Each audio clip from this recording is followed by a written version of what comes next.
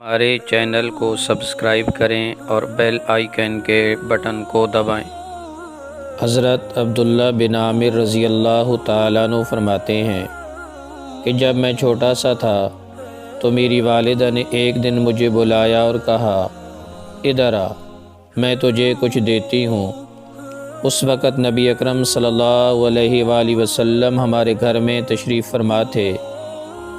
آپ صلی اللہ علیہ وسلم نے میری والدہ سے پوچھا، تم نے اسے کیا چیز دینے کا ارادہ کیا ہے؟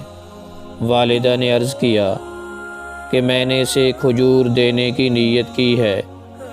آپ صلی اللہ علیہ وسلم نے ارشاد فرمایا، خبردار، اگر تم اس بچے کو کچھ بھی نہ دیتی تو تمہارے اوپر ایک جھوٹ کا گناہ لکھ دیا جاتا۔